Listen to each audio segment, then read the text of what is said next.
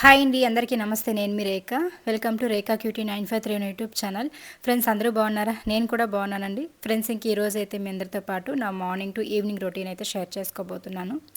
So ఇంకా ఈరోజైతే లేవడం కొంచెం లేట్ అయిందండి. ఎందుకంటే బాగా బ్యాక్ పెయిన్ ఎక్కువగా ఉంది. దానికి తగ్గట్టు ఇంకా అసలు ఎక్కువ పనులు అయిపోతున్నాయన్నమాట. ఈ మధ్యకాలంలో అసలు రెస్ట్ ఉండట్లేదు. అందుకోసమని చెప్పేసి ఇంకా బ్యాక్ పెయిన్ ఎక్కువ అయిపోవడంతో ఇంకా నేనైతే కొంచెం లేట్గానే లేచాను.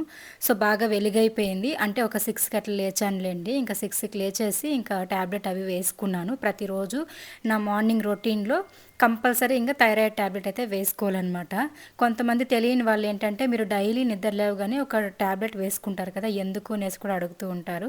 సో థైరాయిడ్ ఉన్న వాళ్ళకి తెలిసి ఉంటుందండి. ప్రతిరోజు కూడాను మార్నింగ్ లేవగానే పొరగడుపున థైరాయిడ్ ట్యాబ్లెట్ అయితే వేసుకోవాలన్నమాట.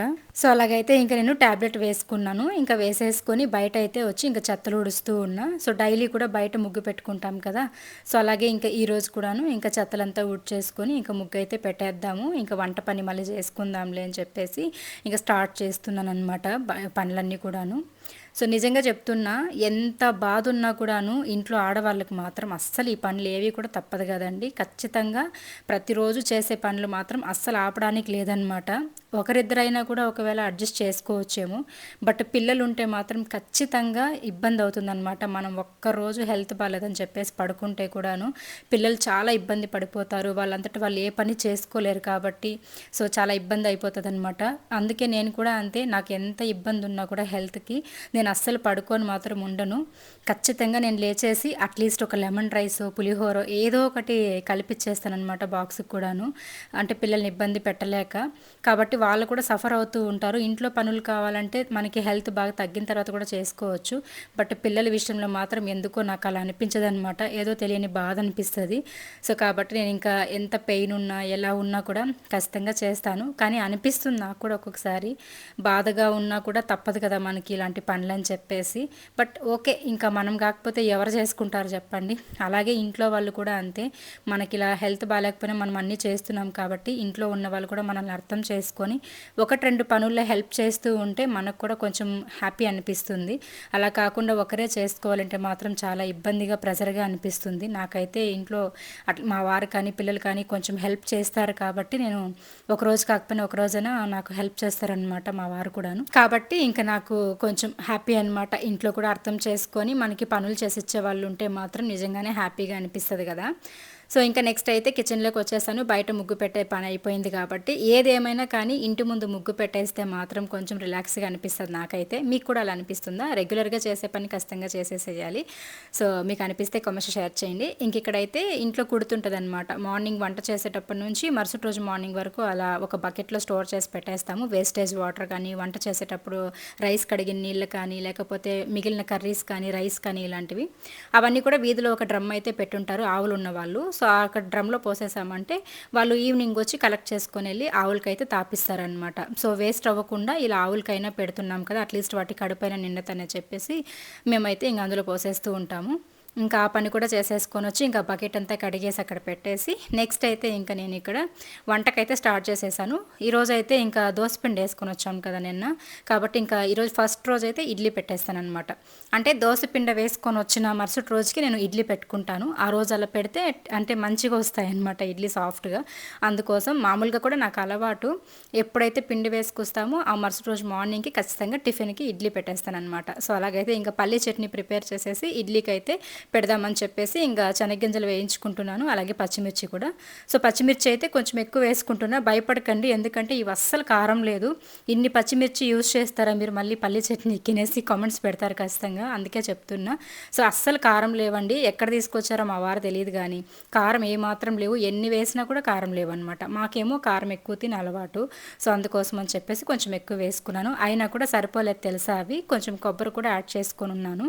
కొంచెం కారం తక్కువ అనిపించింది. బాగుంటుంది. ఇంకా కొత్తిమీర ఇవన్నీ కూడా వేసుకొని అయితే పల్లి చట్నీ ప్రిపేర్ చేసేస్తాను. నేనైతే ఇలానే చేస్తానన్నమాట. నేనే కాదు, మా సైడు అందరూ కూడా పల్లి చట్నీ ఇలానే ప్రిపేర్ చేస్తారు. ఒక్కొక్క స్టేట్లో కానీ, ఒక్కొక్క విలేజెస్లో కానీ, లేకపోతే ఒక్కొక్క సైడ్ కానీ అంటే పల్లి చట్నీ ప్రిపరేషన్ డిఫరెన్స్ అంటే వేరియేషన్ ఉండొచ్చేమో.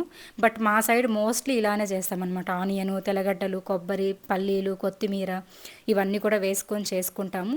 సో అలాగే నేనైతే చేస్తున్నా. చాలా బాగుంటుంది అనమాట ఇలా చేసుకుంటే, టేస్టీగా ఉంటుంది చట్నీ కూడా. సో అది ఇంకైతే మిక్సీ పట్టేసుకుంటున్నా. చట్నీ ప్రిపేర్ చేసేసి ఇంకా ఆ తర్వాత వంట కూడా ప్రిపేర్ చేసేసామనుకోండి, ఇంకా పిల్లలకైతే ఇచ్చి పంపించేయచ్చు అనమాట. వాళ్ళైతే ఇంకా వాళ్ళ పనుల్లో వాళ్ళు ఉన్నారు, రెడీ అవుతూ ఉన్నారు.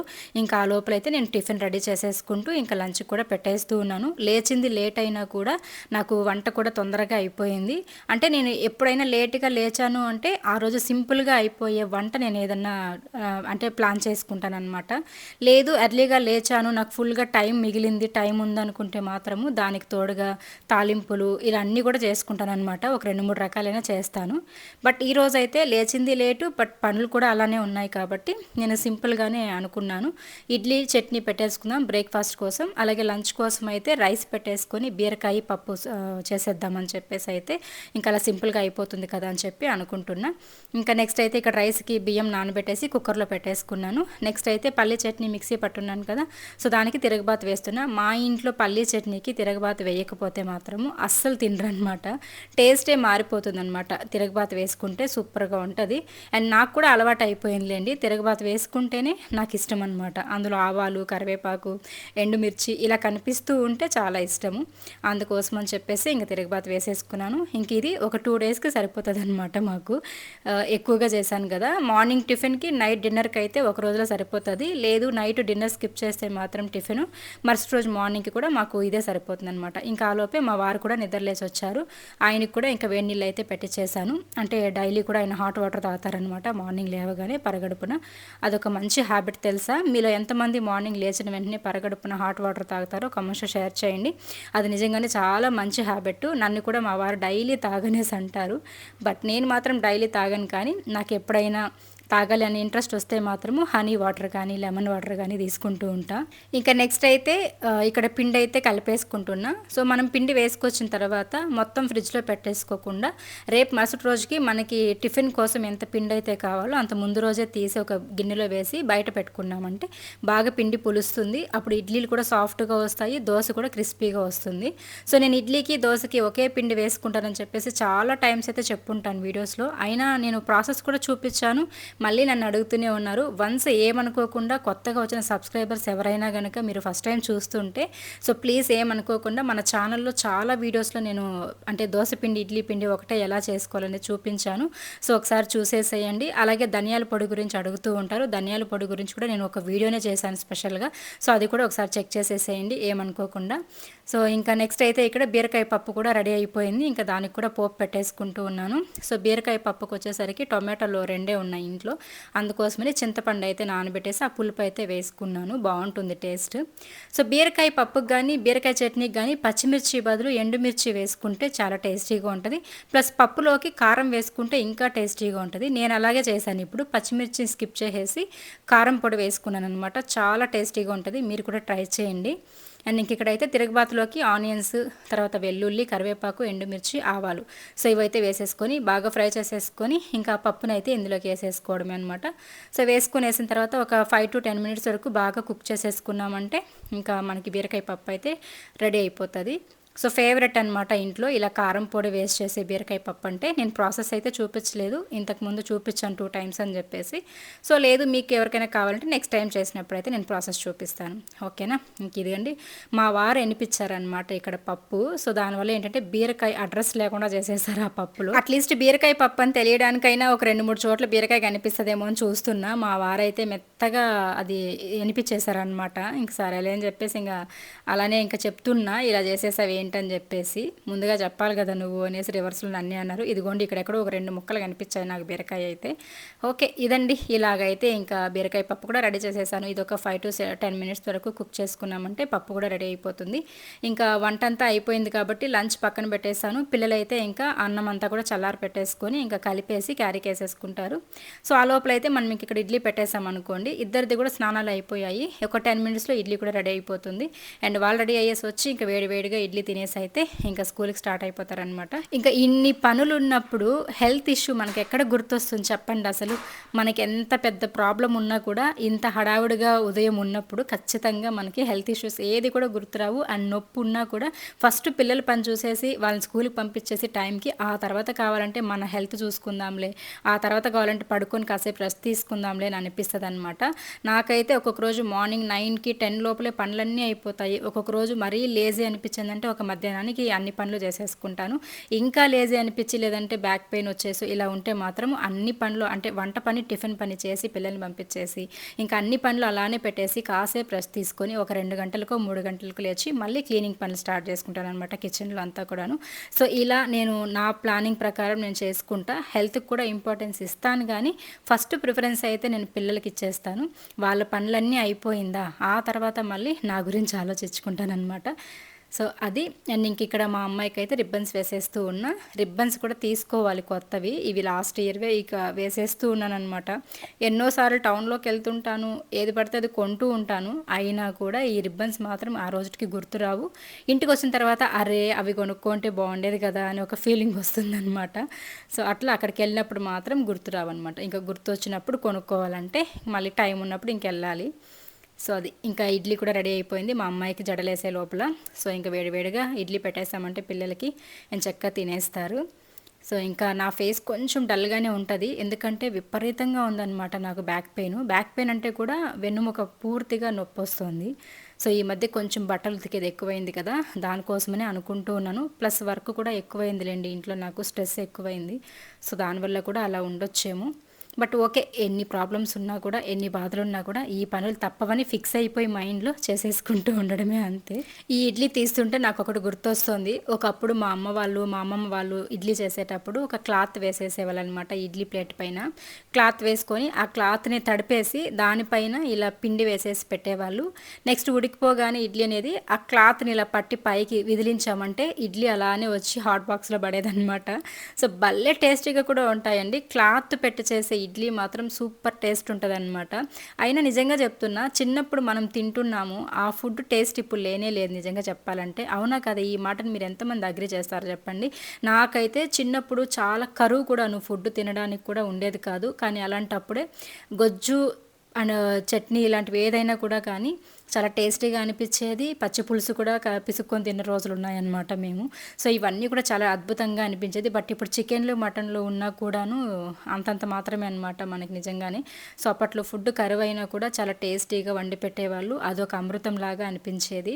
సో అది ఫైనలీ ఇంకా ఇవైతే చేసేసాను. లంచ్ టిఫిన్ అయితే ఏమేమి చేశానని చెప్పేసి చూపిస్తూ ఉన్నా. సింపుల్గానే అయిపోయాయండి.